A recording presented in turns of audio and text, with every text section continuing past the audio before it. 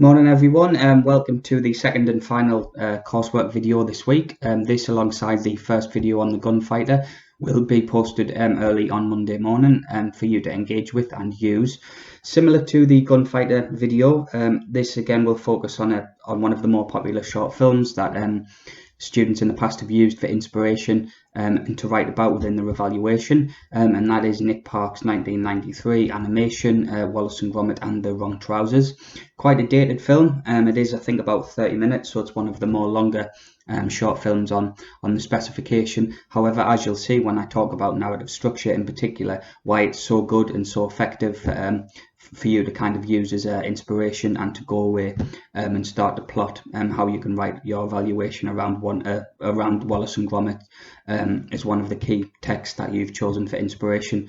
So same as yesterday's video, in the same format, I'll talk about narrative structure, film form and generic conventions, just a brief point on each. And then that'll really be it for the video. So it's going to be probably a little bit shorter than the gunfighter one, where I introduced what the short films were all about. So I'll get straight into this video with the point on narrative structure. Additional points will be uploaded on an online document of the notes I took this morning when I watched and analysed this. There is a sort of supplement alongside this video. So without further ado, narrative structure.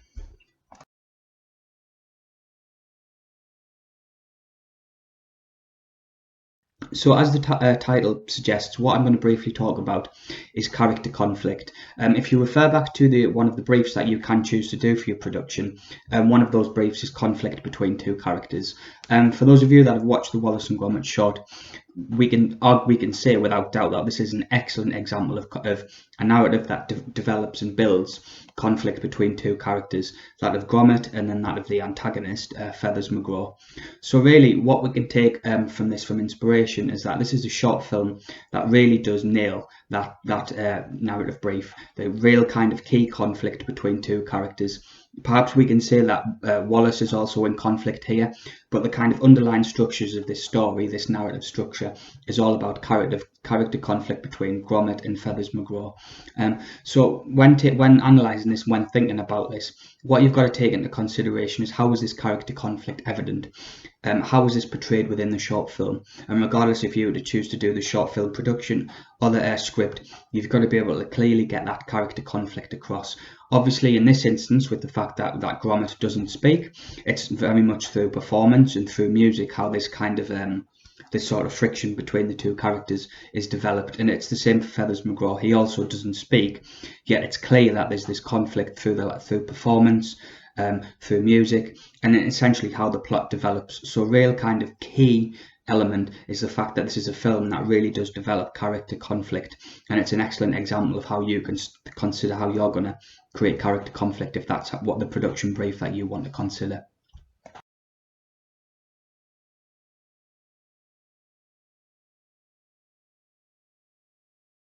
So the final point that I'm going to talk about in regards to narrative, I'm dropping this in as an additional point because it's key for whatever brief you choose, even if it isn't conflict, is the fact that this short film absolutely nails character types.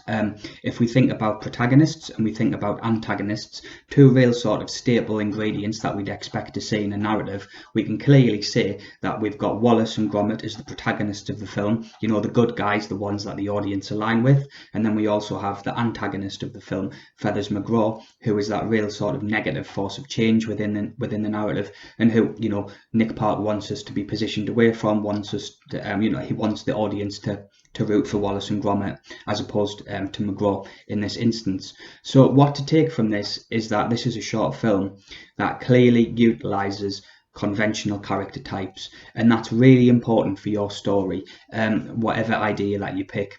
When we read and when we mark your work, we want to be able to identify that you've put effort into researching, into analysing and creating specific characters, and think about audience positioning, think about how you want your readers to react to the characters. In this instance, if we think about Feathers McGraw in particular, we've got an antagonist who we could argue perhaps through film form is represented as negative. There's often within this short film lots of shots of him in the dark with sort of shadows around him. There's the part where he puts the rubber mask on his head, which we could say is perhaps iconography of the crime genre. That's sort of him masking his identity. So he's the villain of the piece. And also, you know, he has the gun, he has the drill, two weapons in this instance that are used against our protagonists. So we've got real thoughtful and real detailed character development and those character types, and we'll be looking for that when we look and analyze your work. You know, when we sitting there going, who's this character? What is their role within the narrative? So clear character types really key for narrative structure, regardless of what brief that you pick. Again, even if you only have a small cast, just the fact that there are clear outlineable characters. In this instance, there are 3 characters in Wallace and Gromit, but we all know their place within the narrative.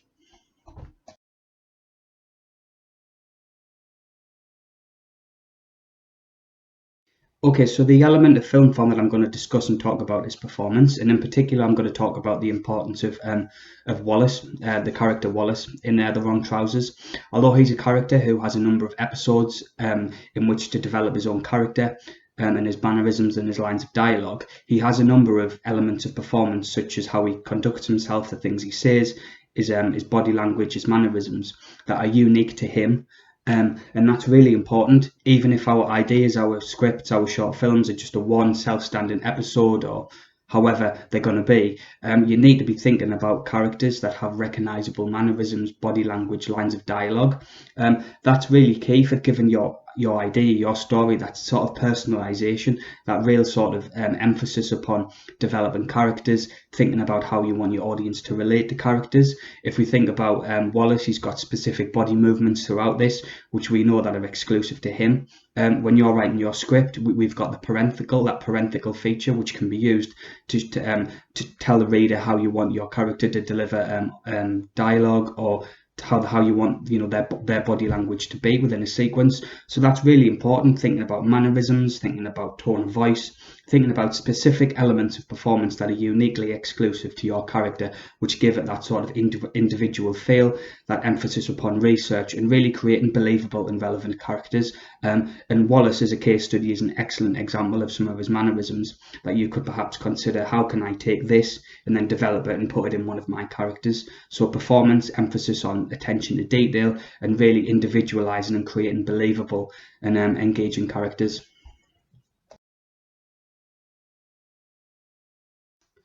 So finally, again, generic conventions. So Wallace and Gromit is an excellent example of a hybrid genre. That's a genre that uses and utilizes elements of different other genres. We can say that this is it's a comedy. It's perhaps also a thriller / a crime. It's obviously an animation. So what we can say is that this is an excellent example of a hybrid genre. This is important because I've had questions in the past where people have said, do I have to pick one specific genre? The answer to that is no. If you want to delve and go into hybrid genres, that's absolutely fine. From some of the other short films that you watch, you will see this, that it's hard to pinpoint them into just one genre. So hybrid genres are absolutely fine. If we think about Wallace and Gromit, we could say that certainly the ending, we've got this action sequence, which is really good for bringing back that equilibrium to the short film. That the chase sequence in the house with the train is really good for identifying action generic conventions. We've also got the thriller. Certainly our antagonist, he's very enigmatic. We don't know too much about him. What are his motives? This is shown to us towards the end of the narrative, when we find out that he's a jewel thief. So this is revealed to us. So we've got quite a sort of a thriller / mystery element of genre going on there. So really the point to bring with this is to say that Wallace and Gromit is a hybrid genre. It dabbles in different genres to bring it together, and it's absolutely fine for your ideas to be hybrid genres, as long as you research them generic conventions well, and it's clear that when we read or watch your idea, that we can identify what genres you've gone for.